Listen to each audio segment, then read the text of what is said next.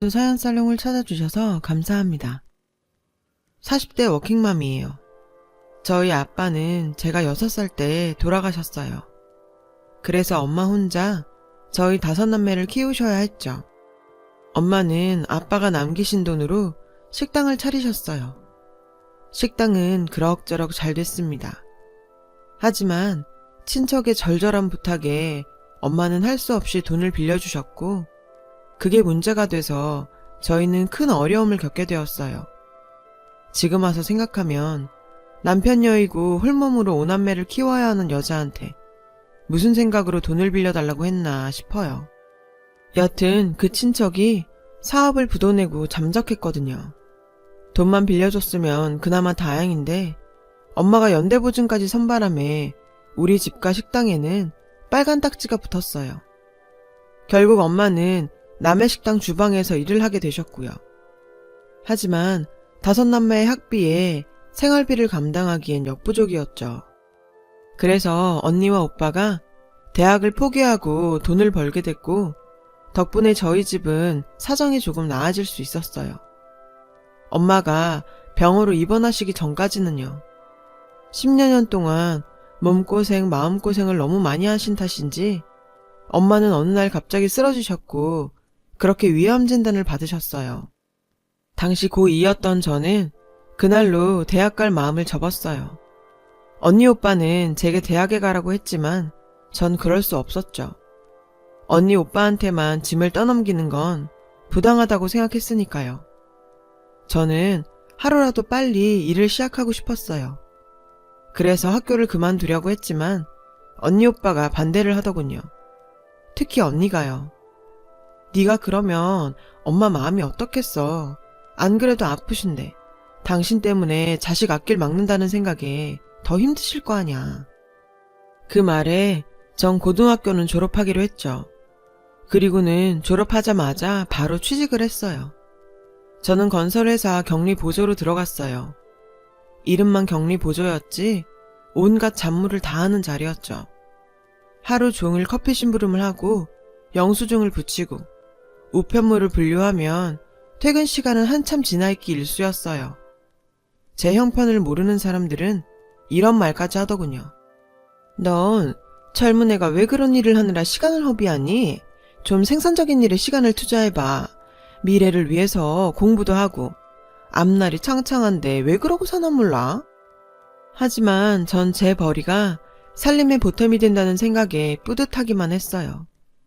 엄마는 다행히 고비를 넘기셨고 치료제가 잘 맞아서 조금씩 차도를 보이기 시작하셨죠. 그 무렵 저는 다른 회사로 이직하시는 과장님으로부터 제안을 받았는데요. 평소 제가 일을 열심히 하는 걸 눈여겨보셨다며 함께 갔으면 한다더라고요. 회사 규모는 좀 작지만 그곳에선 제가 격리로 제대로 된 대우를 받을 수 있다고도 하셨죠. 야무지고 일 잘해서 금방 적응할 거야. 사람 소개한다는 게 쉬운 게 아닌데 윤희 씨는 소개해도 내가 욕먹진 않겠다 싶거든. 이런 기회에 자주 오는 거 아니야. 월급도 더 받을 수 있는 거고. 잘 생각해봐.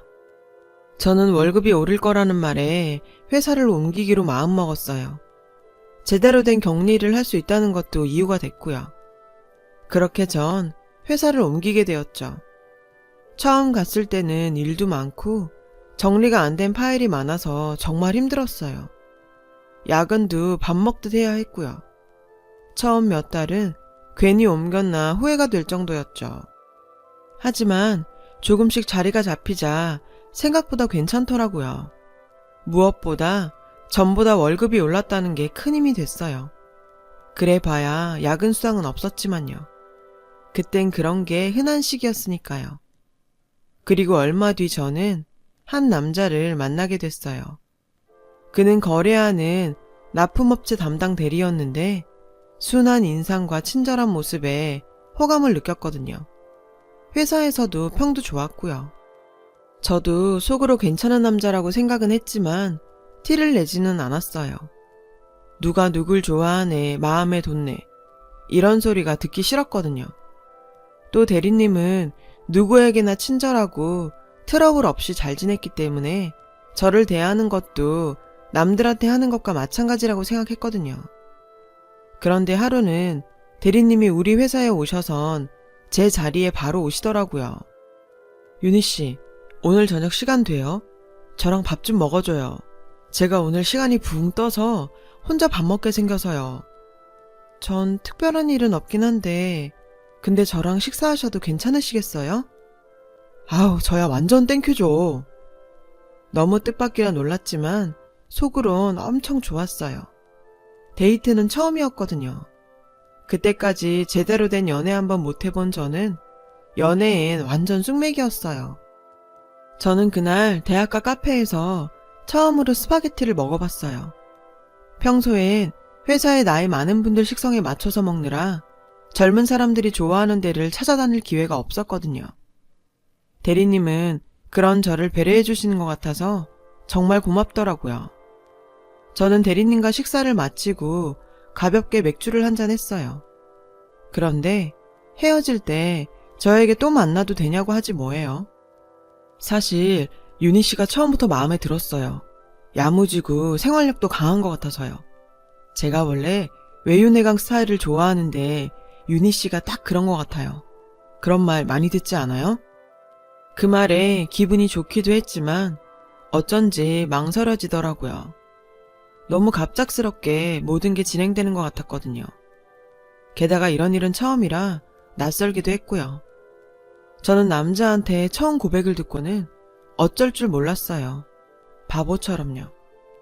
대리님은 주말에 만날 수 있냐고 묻더니 생각 있으면 약속 장소로 나오라며 시간과 장소를 알려주고 가셨어요. 한 주 내내 나갈까 말까 고민을 하다 전 결국 나갔어요. 선뜻 나가겠다 대답은 못했었지만 마음은 이미 대리님한테 가 있었던 거죠. 그렇게 우리는 연애를 시작하게 됐죠. 우리 오늘로 만난 지 6개월이네. 사실 전부터 6개월 정도 만나면 꼭 해야겠다고 생각했던 말이 있는데 나 자기랑 평생 같이 살았으면 좋겠어. 우리 결혼하자. 네? 전 그런 생각을 안 해봐서 게다가 언니랑 오빠도 아직 결혼을 안 했고 동생들 뒷바라지도 해야 되거든요. 그러자 대리님은 조곤조곤 절 설득하기 시작했어요. 순서가 뭐가 중요해. 누구든 먼저 갈 수 있으면 가는 거지. 자긴 너무 가족한테 얽매이는 것 같은데 그거 결국 남 좋은 일이잖아? 자기도 자기 인생 살아야지. 난 이제라도 자기가 결단하면 좋겠어. 저는 그때까지도 한 번도 그렇게 생각해 본 적이 없어서 좀 당황스러웠어요. 언니는 아직도 남친도 없이 일만 하는데 제가 이기적이라는 생각까지 들었죠. 고민 끝에 전 언니한테 대리님과의 일을 털어놓기로 했어요. 어머, 잘됐다. 안 그래도 가고 싶어하던 대학도 못 가고 제대로 놀아보지도 못하고 회사 다니며 돈 버느라 힘들었잖아. 서로 좋아하는 사람 있을 때 결혼해. 그렇게 저는 남매 중에 제일 먼저 결혼하게 되었어요. 다행히 엄마도 전보다 좋아지셔서 결혼식도 마음 편히 치를 수 있었죠. 신혼집이 멀어서 친정 식구들을 자주 볼 수 없는 건 좀 아쉬웠지만요. 남편 회사 가까운 곳에 집을 얻어야 했거든요. 친정 식구들도 그 점을 아쉬워했지만 상황이 그러니 어쩔 수 없었죠. 그렇게 결혼하고서 몇 개월은 별 탈 없이 지냈어요. 남편은 회사가 끝나면 늦는 법 없이 집에 왔고 집안일도 잘 도와주었거든요. 그런데 점점 야근이나 당직이 있다고 늦거나 못 들어오는 날들이 생겼어요. 저도 회사 생활을 해봤기 때문에 그런 걸로 뭐라고 하지 않았어요. 직장 상사나 동료들 눈치 보면서 집안 챙긴다는 게 쉽지 않으니까요. 그러던 어느 날이었어요. 남편이 출장 갔다가 저녁엔 회사에서 숙직을 할 거라고 하더라고요. 그날은 유독 비가 많이 내려서 저는 고생하는 남편을 위해 회사에 먹을 걸 챙겨가기로 했죠. 남편이 좋아하는 파전도 부치고 이것저것 싸서 회사로 향했어요. 그런데 남편은 회사에 없는 거예요. 아직 안 왔나 싶어 시계를 봤더니 저녁 7시가 넘어가더라고요. 이 시간이면 오고도 남을 시간인데 이상하다 했죠. 혹시 근처에서 밥을 먹고 있나 싶어 전화를 했는데도 받지 않더라고요. 저는 회사 1층 로비에서 남편을 기다리기로 했어요. 한 30분쯤 남편을 기다리고 있는데 전에 만난 적 있는 팀장님이 지나가시다 저를 보셨어요. 근데 팀장님이 절 보시곤 놀라시지 뭐예요. 제가 남편을 기다린다고 했더니 굉장히 당황하며 머뭇거리는 거예요. 그 모습이 수상해서 혹시 무슨 일 있냐고 물었죠.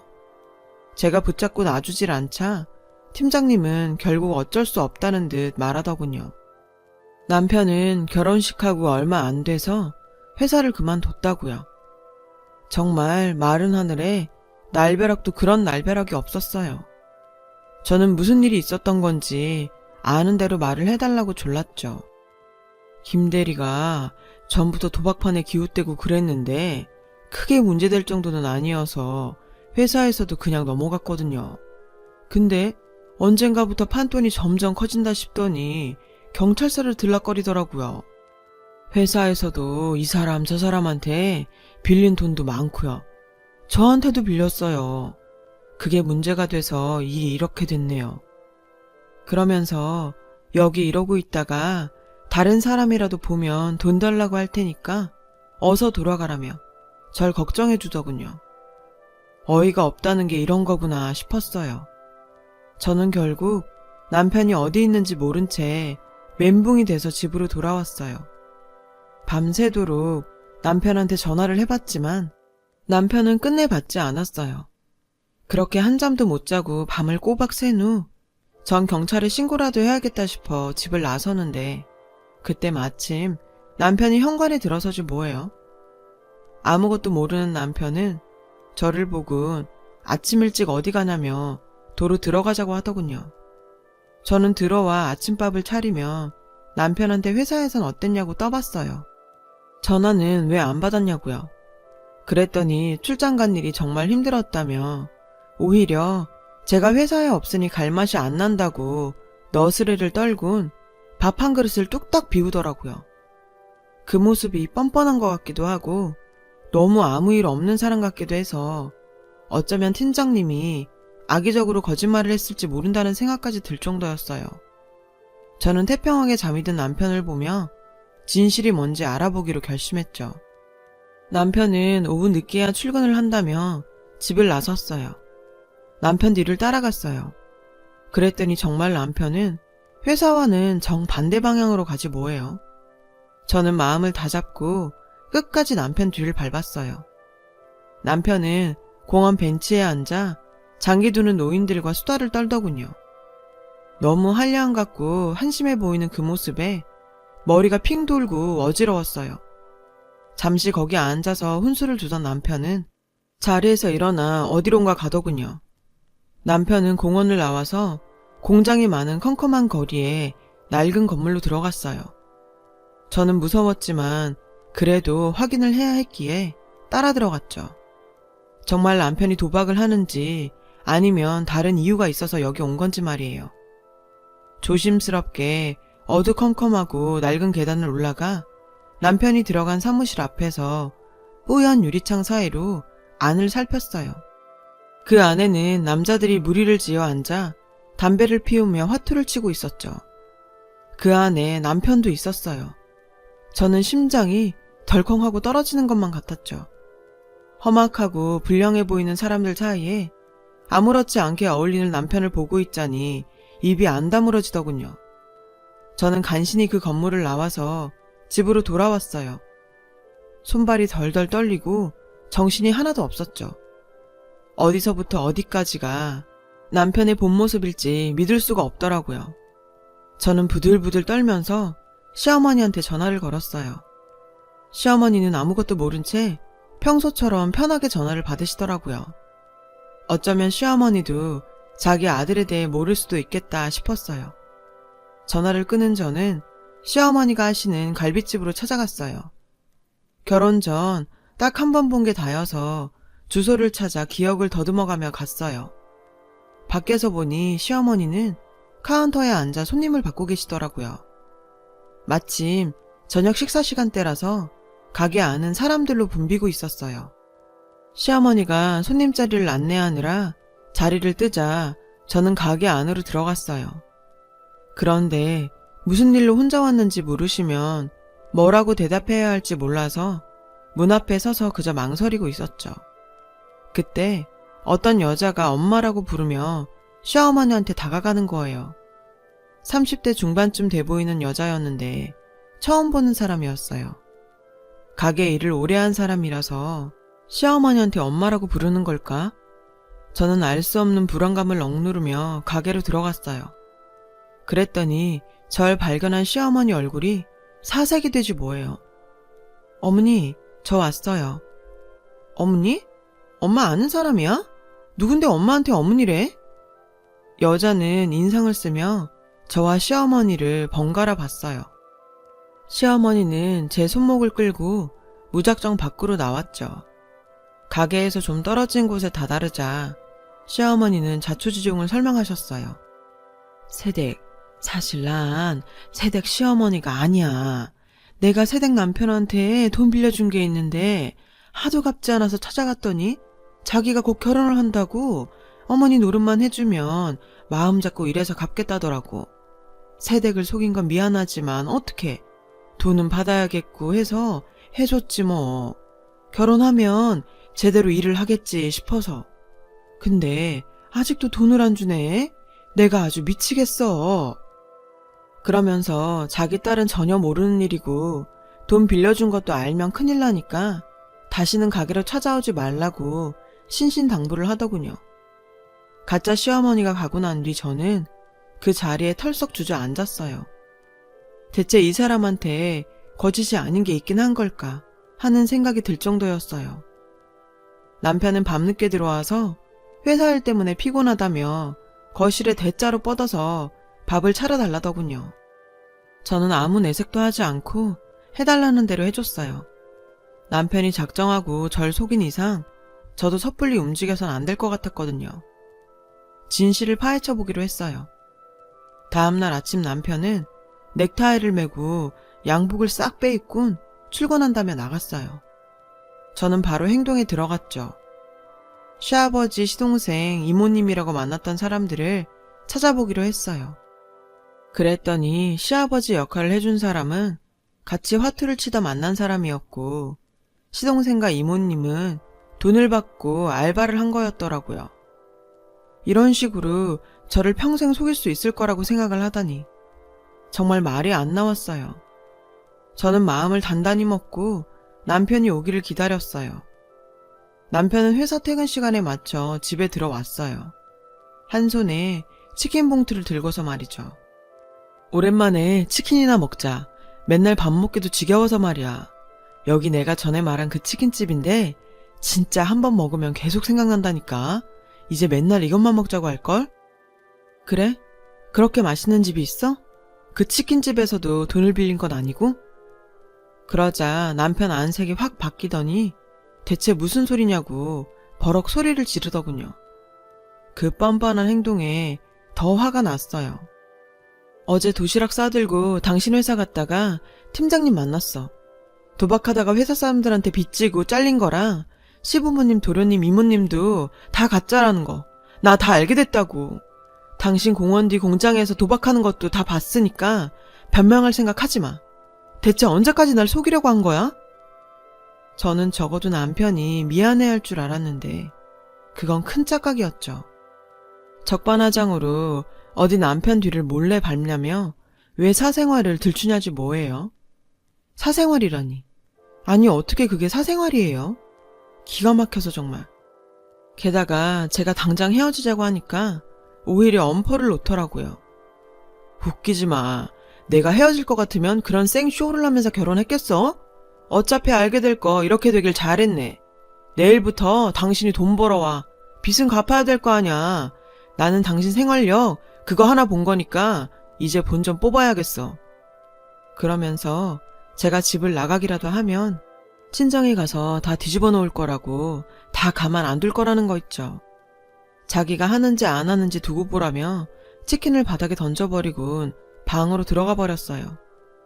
어릴 적 우리 집이 친척 때문에 다 넘어가면서 세상 볼 꼴 못 볼 꼴 다 봤다고 생각했었는데 세상엔 정말 별일이 다 일어나더군요. 기가 막혀서 눈물도 나오지 않았어요. 저는 거실 맨바닥에 이불 한 장을 둘둘 말고선 웅크린 채 밤을 새웠어요. 도대체 어디서부터 잘못된 걸까 생각을 하면서요. 기가 막힌 건 그 와중에도 남편은 코까지 골며 자더라는 거예요. 일주일 정도 시간이 흘렀어요.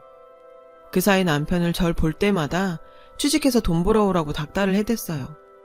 돈이 없어서 판에 안 끼워준다며 있는 돈 다 내놓으라고도 했고요.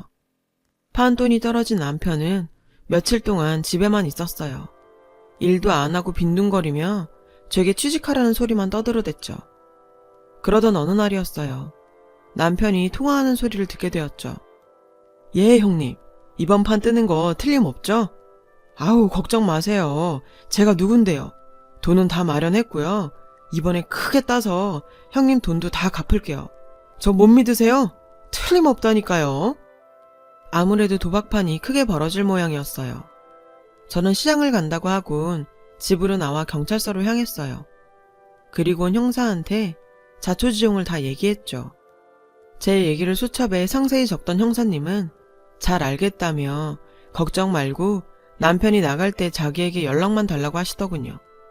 몸 조심하라는 말도요. 그 말에 진심이 느껴져서 순간 저는 눈물이 핑 돌았어요. 남이 해주는 말이 그렇게까지 위로가 될 줄은 몰랐거든요. 저는 지금도 그때 그 형사분을 잊을 수가 없어요. 저는 서둘러 장을 봐서 집에 돌아가 저녁을 차렸죠. 남편은 저녁을 먹으며 일단 제 통장에 있는 돈부터 다 달라고 하더군요. 저는 아무것도 모르는 척 시치미를 떼고 그 돈으로 뭐 할 거냐고 물었죠. 남편은 알 거 없다며 버럭 소리를 지르더군요. 그리고는 언제 그랬냐는 듯 한 방에 크게 딸 수 있다며 미친놈처럼 실실거리며 밥을 먹었죠. 저는 도박은 손목을 잘라야 끊어진다는 말을 그때 실감했어요. 남편한테 통장을 내주었어요. 남편은 의기양양해선 통장을 잽싸게 집어가더군요. 그리고는 낯선 핸드폰을 꺼내놓고는 연락이 오기를 기다렸어요. 아무래도 일전에 통화를 했던 형님이라는 사람과 모종의 거래로 받은 것 같더군요. 그리고 이틀 뒤 밤중에 연락이 왔어요. 남편은 전화를 받자마자 신이 나선 찾아놓은 돈 뭉치를 들고 바쁘게 집을 나서더라고요. 저는 베란다 창문으로 남편이 가는 방향을 살폈어요. 남편이 대로를 피해 흥미진 곳으로 가는 게 보이더군요. 저는 그 길로 형사한테 전화를 걸어서 남편이 조금 전에 나갔고 어느 방향으로 갔는지 상세히 알려주었어요. 형사님은 잘 알겠다며 이제 자기들이 알아서 할 테니 기다리라고 하시더군요. 시간이 지나 드디어 전화벨이 울렸죠. 저랑 통화를 했던 그 형사분이셨어요. 형사님은 도박판을 벌인 일당들을 모두 잡아들였다고 하셨어요. 남편도 잡았는데 나를 찾으니 일단 오라고 하더군요. 경찰서 안은 하우스에서 잡혀온 도박꾼들로 바글바글 했어요. 유치장에 있던 남편은 절 보자 손짓을 하며 얼른 자기 옆으로 오라더군요. 전 그저 쳐다만 볼 뿐 가지 않았어요. 제가 형사님과 얘기할 동안 남편이 뚫어져라 저만 쳐다보는 게 느껴졌죠. 형사님 말로는 남편은 거액 불법 도박 이력이 여러 번 있고 이번에는 사기 도박판에서 바람잡이를 한 게 드러나서 구속이 될 거라고 하셨어요. 그러니 남편한테 할 말이 있으면 지금 하라고 하시더군요. 저는 그제야 남편이 있는 유치장 쪽으로 다가갔어요. 사람을 어떻게 이렇게까지 속여? 거기다 내 가족을 두고 협박을 해? 당신이 그러고도 무사할 줄 알았어? 헤어져. 순순히 이혼 안 해주면 나도 가만히 있진 않을 거야. 남편은 자기 좀 살려달라고 빌더니 곧 씩씩거리며 자기 계산이 틀렸다고 주먹으로 벽을 탕탕 치더군요. 저 사람이 미쳐가는구나 싶었어요. 그런 것도 모르고 저는 그 사람이 좀 잘해준다고 홀딱 빠져서는 정신을 못 차린 게 너무도 후회가 되더라고요. 사람들이 다 웃음나 봐. 지금까지 얼마나 많은 사람들을 그렇게 속이면서 살았는지 모르겠지만 난 달라. 그 안에서 평생 콩밥이나 먹으면서 반성 많이 해야 될 거야.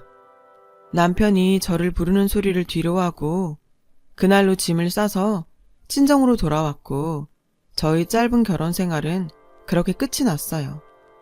가족들은 저보고 큰일 날 뻔했다며 이만하길 다행이라고 다독여 주었죠. 이후 저는 보험 설계사로 취직을 해서 열심히 일을 하고 있어요. 그러다가 좋은 사람도 만났고요. 된통 당한 경험이 있는지라 쉽게 마음을 열지 못했는데 그 사람은 인내심을 가지고 저를 기다려주더군요. 그렇게 딱 10년 전에 저는 재혼을 했답니다. 지금은 아들을 둘이나 뒀고요. 여전히 일도 하고 있어요. 지금까지도 저는 전 남편이 어떤 사람인지 잘 몰라요. 가끔은 그 사람은 진짜 누구였을까 궁금하기도 하지만 알아서 뭐 하겠어요. 어차피 사기꾼인 건 변하지 않을 텐데요. 이렇게 제 긴 이야기가 끝이 났네요. 그래도 고생 끝에 낙이 온다고 요즘 같기만 하면 앞으로 바랄 게 없을 것 같아요. 지금까지 제 얘기를 들어주셔서 감사드리고요. 다들 행복하시고 건강 조심하세요. 여러분, 사연 댓글에 응원과 현명한 조언 부탁드려요. 좋아요와 구독은 저에게 큰 힘이 됩니다. 오늘도 좋은 일 가득하세요.